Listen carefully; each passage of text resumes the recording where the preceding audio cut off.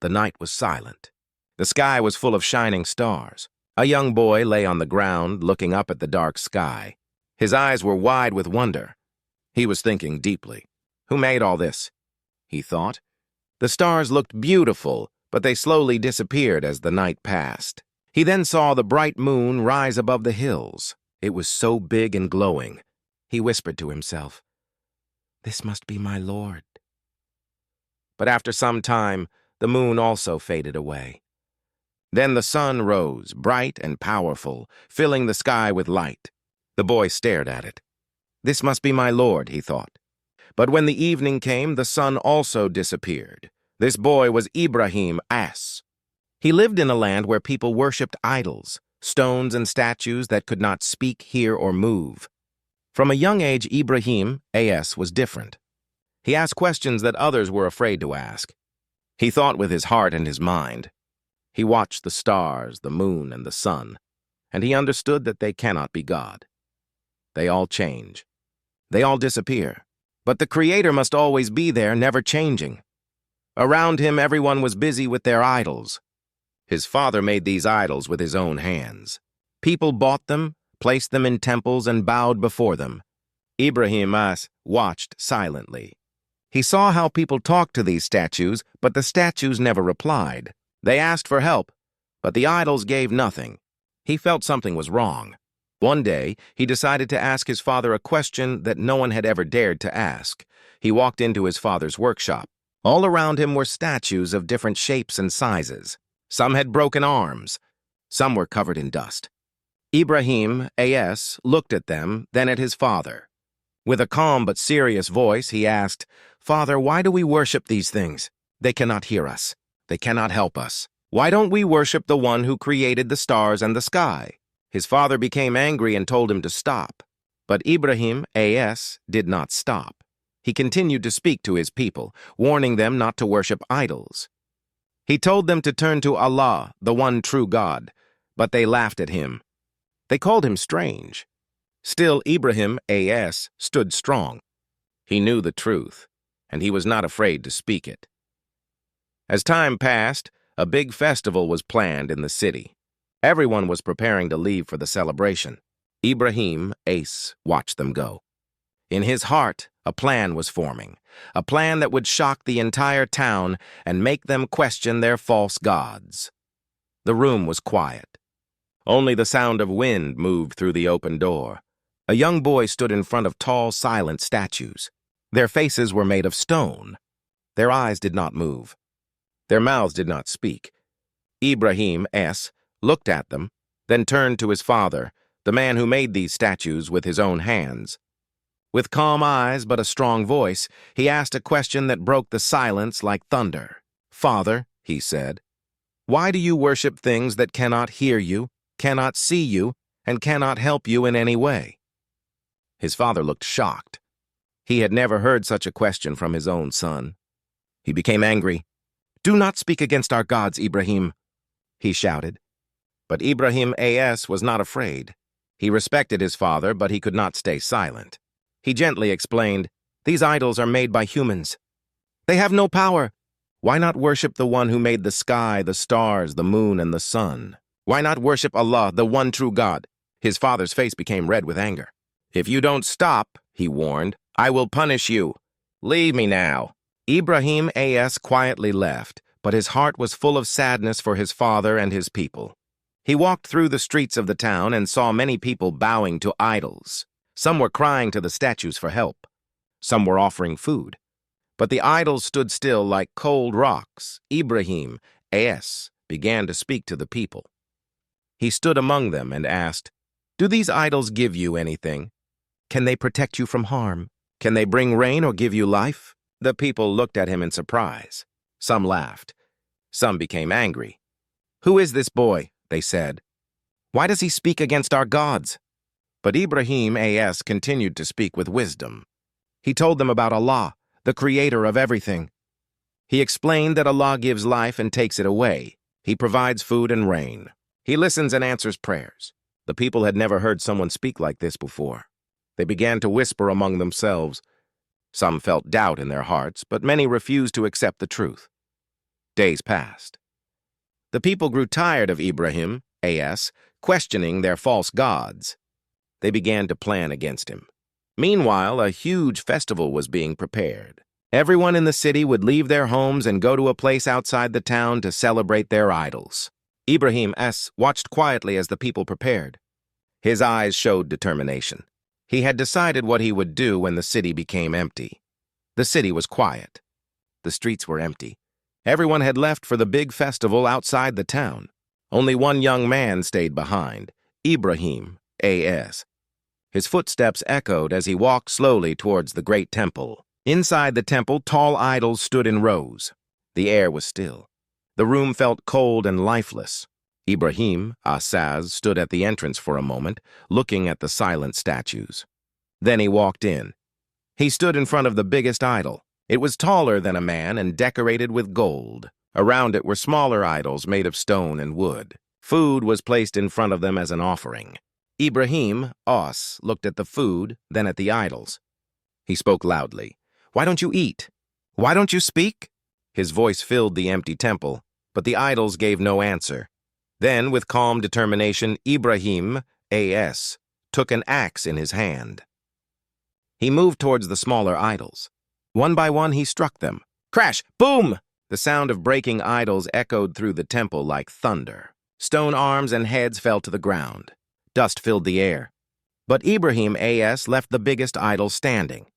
He walked up to it and carefully placed the axe on its shoulder. After finishing, he stood silently in the temple, surrounded by broken pieces of idols. It was a powerful scene. The man-made gods were lying on the ground, helpless and broken. Ibrahim, knew that when the people returned, they would be shocked. He quietly walked out of the temple and went back to his home, waiting for what would happen next. Not long after, the people returned from the festival. They entered the temple and stopped in their tracks. Their eyes widened. Their mouths opened in shock. "Who has done this to our gods?" they cried. They ran around the temple, trying to pick up the broken pieces. The sight of their idols shattered on the ground filled them with anger and fear. Then someone shouted, "We heard a young man talk against these idols. His name is Ibrahim." The crowd became louder. They grabbed Ibrahim, and brought him to the temple. They stood him before the broken idols and asked, "Did you do this to our gods, Ibrahim?" Ibrahim, looked at them calmly. Then he pointed towards the biggest idol and said, "Ask the big one. Maybe he broke them. If he can speak, ask him." The people turned to the big idol. It stood silently, holding the axe, unable to speak or defend itself. For a moment, the crowd became quiet. Deep inside, they knew the idols could not speak or act. They realized the truth, but their pride was too strong. Instead of accepting the truth, their anger grew. They said, "Burn him! Build a huge fire and throw him into it!" The crowd shouted in agreement.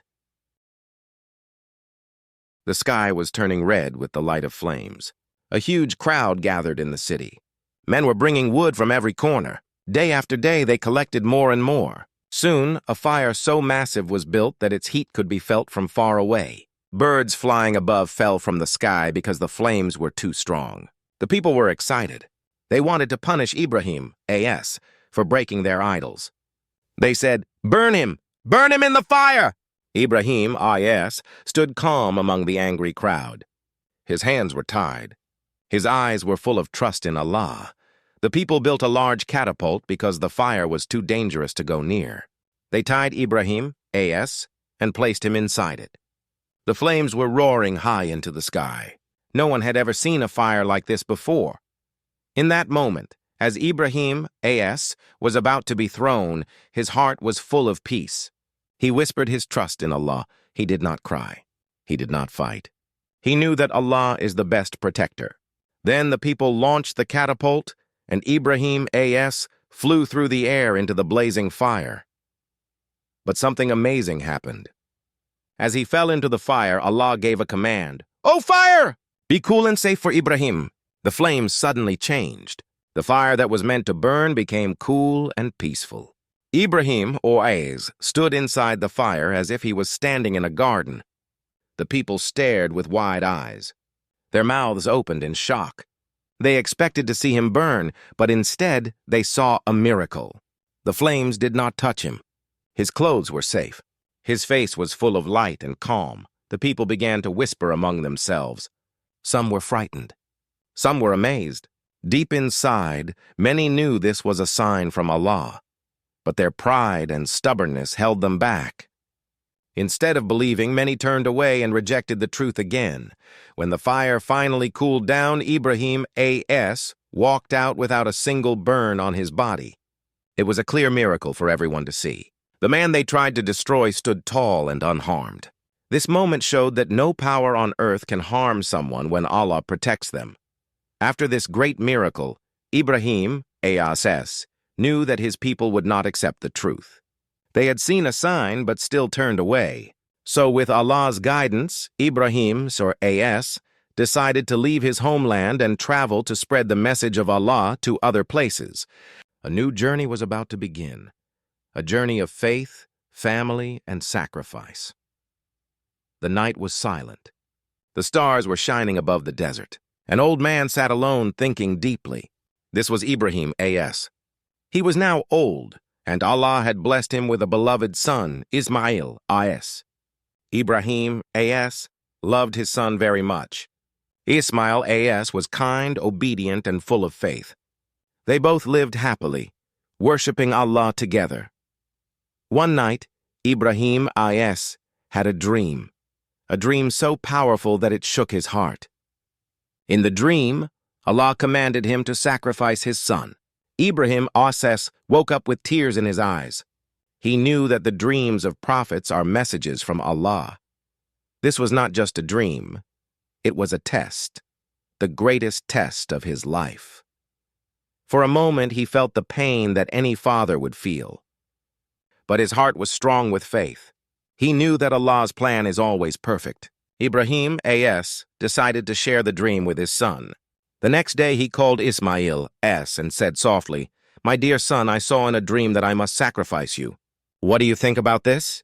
Ismail A.S. did not show fear. He looked at his father with calm eyes and said, "Father, do what you are commanded. You will find me, insha'Allah, among those who are patient." His words were full of faith and courage. Both father and son submitted completely to Allah's will. The day came. Ibrahim A.S. took his beloved son to the place of sacrifice. The ground was quiet. The air felt heavy. Tears filled Ibrahim A.S.'s eyes, but his heart was firm. He laid Ismail A.S. down. As he prepared to sacrifice him, something amazing happened. At the very last moment, Allah called out to Ibrahim, "O Ibrahim, you have fulfilled the vision." Allah replaced Ismail A.S. with a ram, and Ibrahim A.S. sacrificed the ram instead. It was a moment of great relief and joy. Allah had tested Ibrahim A.S. and Ismail A.S., and they both passed the test with full trust and obedience. This event became a symbol of faith and sacrifice for all generations to come. Every year, Muslims remember this story during Eid al-Adha, when they sacrifice animals to honor the obedience of Ibrahim A.S. and Ismail A.S. to Allah. Ibrahim A.S. proved through his actions that true faith means trusting Allah completely, even in the hardest moments. His story became a shining example of courage, patience, and love for Allah.